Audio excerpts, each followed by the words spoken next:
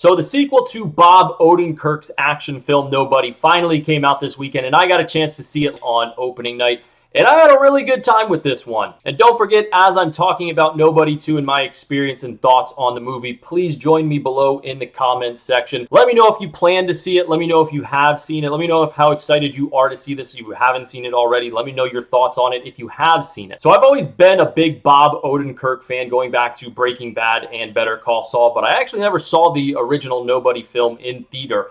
I only saw it a couple weeks ago because what drew my interest to the movie recently was a couple months back. I actually saw that the director attached to this was, and hopefully I'm pronouncing his name correctly, Timo Tjahjanto. And Timo Tjahjanto wrote and directed and produced one of my favorite action, not even just action movies, one of my favorite movies of the entirety of last year in 2024 in The Shadow Strays in Netflix. If you haven't seen The Shadow Strays on Netflix, highly recommend watching that movie. It is absolutely badass. The action is A+. It's bloody. It's gory. The story's really good as well. Timo just does a really good job with his action scenes and being able to shoot them all in one shot. Very similar to Chad Stahelski of the John Wick movies. And those two now are becoming pretty much my favorite action directors in the business.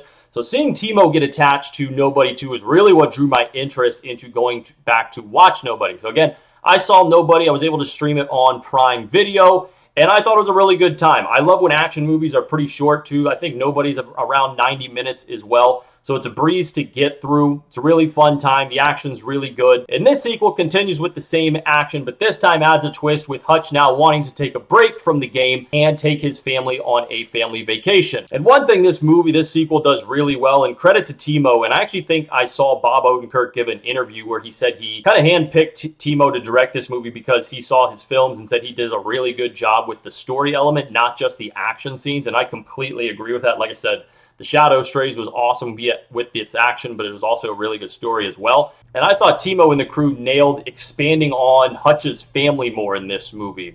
They're in the last movie for a couple scenes, but they're not as strong and straightforward as they are in this movie. Each of them kind of have really distinct scenes and work, and it makes you as the audience kind of really care for these characters a little bit more, builds their arcs a little bit more. It makes you excited for not just Hutch, but the entire family going forward if there are going to be sequels in the future. And one of my favorite movie tropes, especially in action films, is the total badass, brutal assassin type character who's trying to live this normal 9-to-5 life, trying to get out of the business. But of course, something or someone or some people always forces him to become his brutal self and become absolutely unhinged again. And that's exactly what this movie does again. And for the second time, it absolutely works. Again, I had a really good time with this one. And it's a brisk 89 minutes again. So you're kind of in and out of the theater pretty quickly. RZA also returns in this sequel to play Hutch's brother again.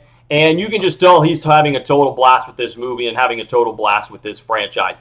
You can kind of tell that he was a big comic and anime fan growing up because his action scenes, it just kind of oozes out in it. He's got a really cool one in this movie with a katana. And again, you can just tell he's being inspired by some of the stuff that really inspired him when he was younger via comics and the anime side. So it was good to see RZA again. I love that they're having a blast in this movie. And big kudos to Sharon Stone's absolutely maniacal villain character in this movie. She also, you could tell, had a really good time in this role, and I thought she did a really good job as this kind of crazy overlord that's overseeing this entire operation in this small town where Hutch is vacationing. She has some pretty brutal action scenes. Her character's pretty funny. So it was really cool to see Sharon Stone again in this villain role. And one way I kind of look at this movie is if F1 was the kind of the dad movie of the summer, the dad movie to kick off the summer movie season for the summer blockbuster season, I see Nobody 2 as the kind of tired dad who needs a break dad movie to pretty much end the summer season. So I think there's another good movie for the dads out there to have a really good time. It's a fun family movie. I wish kind of my kids were a little bit older so I could take them to these kind of movies. I actually think this is a really good family movie, even though it is pretty bloody and gory at times. But again, I just had a really good time with this one. I think dads will have a good time with this one. I think most families will have a good time with this one. I think there's a lot to like, not only with Hutch's action, with RZA's action, with Sharon Stone's action, but again, bringing his family side into this and bringing all of his family members into it, from his wife, from his kids, to grandpa. It continues to build them up and give them something to enjoy in their characters as well. So if you're a Bob Odenkirk fan, if the off chance you're a Timo Tjahjanto fan like me who drew me into Nobody 2. If you're a fan of the action genre itself, if you're